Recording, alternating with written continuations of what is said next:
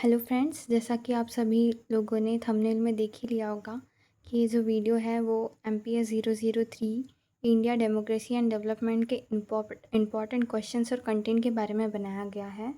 तो सबसे पहले for making you everybody know कि who I am and how you can trust my content. So मैंने bachelors किया है इग्नू से ही, bachelors of political science honours में, और without any back I have secured like class 1 in BPSH. So you can trust my content. ये जो content है मैंने मतलब जैसे अपने बैचलर्स में कई सारे यूट्यूब चैनल्स एक्सप्लोर किए, जो best of best YouTube channels है उस टाइम पे जिससे मैंने पढ़ा, उनके सिनेरियो से और उनके कंटेंट से मैंने फेमिलियरिटी ली। और after studying by my own, as I am also an UPSC aspirant, my UPSC knowledge and everything, I have some up these entire notes, जिसमें what this notes actually include. तो इसमें जो है previous year के सारे questions दिए हैं, और प्रीवियस ईयर में जितने भी क्वेश्चंस आए हुए हैं जो रिपीटेड हुए हैं, जो एक आधी बार भी आए, और इसमें सारा मतलब जून 2022 से लेकर जून 2025, 24, 23, 2022 से दिसंबर 25, 24, 2023, ये सारे चीज़ें जो है वो इंक्लूडेड हैं। ऑल्सो ये जो नोट्स है ये बहुत ज़्यादा कॉम्प्रिहेंसिव और बल्कि लगेंगे, क्योंकि इसमें कई सारी चीज़ें जो है वो रिपीट है। और रिपीट होने का मेरा ये एक और मकसद था कि इफ़ आई रिपीट थिंग्स तो हम बार बार उसको पढ़ पाएंगे। ये एकदम बल्कि भी नोट्स नहीं है, अगर आप चाहो तो इसको मतलब 5-6 घंटे में पढ़ के ख़त्म कर सकते हो। उसके लिए आपको कैसे पढ़ना पड़ेगा, तो सारी चीज़ें लाइन टू लाइन नहीं पढ़नी है। If you are okay with like headings, जैसे यहाँ पर डार्क में जो है हेडिंग्स जो है वो अंडरलाइन की, आई मीन हेडिंग्स दी हुई है, ये जस्ट हेडिंग्स पढ़िए। और अगर आप कुछ सोच पा रहे हैं उसके बारे में तो वेल एंड गुड, आप पेपर में वो लिख सकते हैं।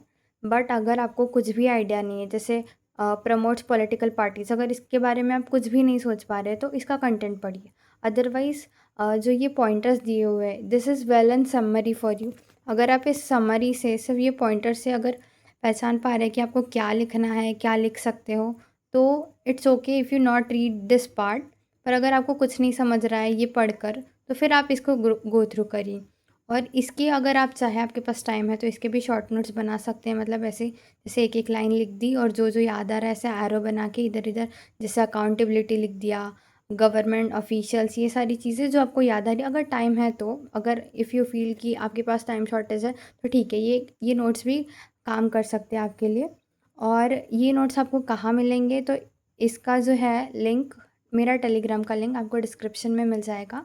तो वहाँ पर आपको ये नोट्स मिल जाएंगे। मैं और भी नोट्स जो है वो डालने का ट्राई करूँगी MPSC के लिए, आई एम सॉरी MPS के लिए।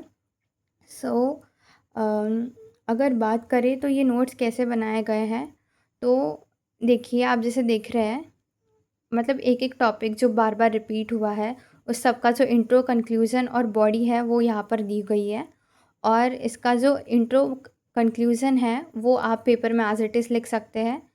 और इसमें कई सारे वैल्यू एडिशंस किए, जैसे स्कॉलर्स के नाम दिए हुए हैं, ठीक है। और जैसे आप देखेंगे जैसे यहाँ पे दिया है रजनी कोठारी, इनके कोटेशंस कोट किए गए हैं। और यहाँ पे एग्ज़ाम इज जो इम्पॉर्टेंट चीज़ है कि मतलब एक आंसर को ऐसा है कि आप 4-5 अगर दूसरे डायमेंशंस भी आए तो यही सेम आंसर आप सेम एज इट इज़ उठाकर लिख सकते हैं।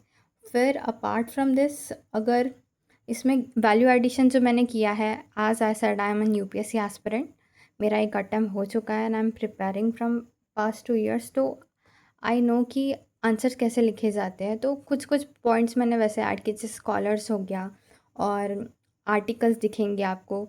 हम जो है मतलब जो बिना पढ़े लिखते हैं, हम बहुत ज़्यादा जनरलाइज आंसर लिखते हैं, फिर हम सोचते हैं कि हमको 40-50 मार्क्स क्यों मिल रहे हैं। पर अगर हम स्कॉलर्स डालेंगे, आर्टिकल्स डालेंगे, तो इसके वजह से जो है हमारे इसमें जो है वज़न पड़ेगा आंसर्स पे, और उसके कारण जो है एग्ज़ामिनर जो है मजबूर हो जाएगा कि वो हमें एक्स्ट्रा मार्क्स दे।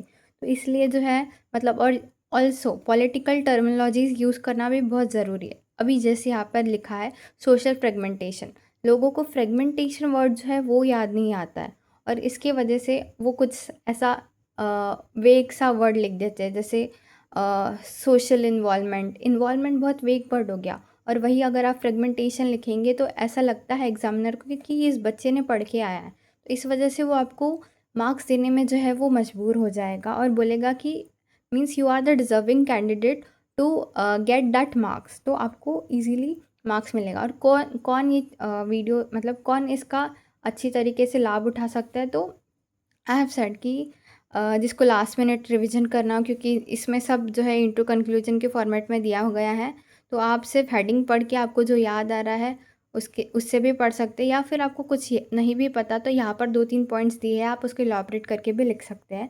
और वैसे भी ये थ्री का पेपर है, तो मतलब आपको थोड़ा बहुत भी आइडिया रहे तो आप लिख सकते हैं। ये कोई साइंस वगैरह नहीं है कि जिसमें फॉर्मूले आने चाहिए और न्यूमेरिकल्स आने चाहिए और प्रैक्टिस होनी चाहिए। बस जैसे देख सकते हैं आप यहाँ पर मैंने आर्टिकल्स वगैरह भी दिए हैं।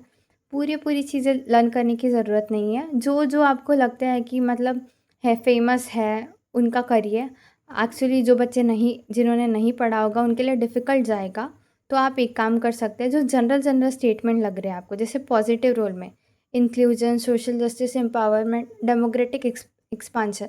अगर आपको democratic expansion something you feel कि काफ़ी डिफ़िकल्ट है, तो आप जनरलाइज चीज़ें जो है वो याद रखिए, ये आपके काम आ सकता है। बाकी अगर आपको लगता है कि मैं कोटेशंस कोट नहीं कर सकता हूँ, तो एटलीस्ट 5 में से जो आपको 5 क्वेश्चन लिखने पड़ेंगे, उसमें से आप 1-2 में भी कोटेशन लिख देंगे तो अच्छी बात है, या फिर कोई थिंकर मेंशन भी कर देंगे, आपको एज़ इट इज़ लर्न भी नहीं हुआ, फिर भी कोई बात नहीं है, ठीक है।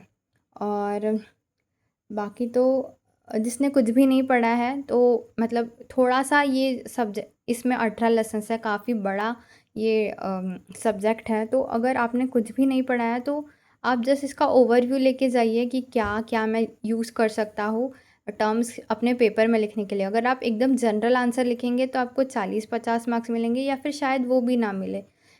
मेरे कई सारे फ्रेंड्स हैं जो फेल भी हो चुके हैं इग्नू एग्ज़ाम्स में, even though they are UPSC aspirant. तो इट्स अबाउट एग्जामिनर का कैसा माइंडसेट है, उसको कैसे मार्क्स देने हैं। तो मतलब ऐसा मत करिए कि कुछ भी ना पढ़ के जाए, थोड़ा बहुत देख लीजिएगा। और ये पीडीएफ तो आपको फ्रीली अवेलेबल है टेलीग्राम पे, तो यू कैन विजिट दैट। बाकी all the best for your exam. अगर कुछ लगे, कुछ डाउट हो तो comment on my YouTube channel. Bye, see you on the next.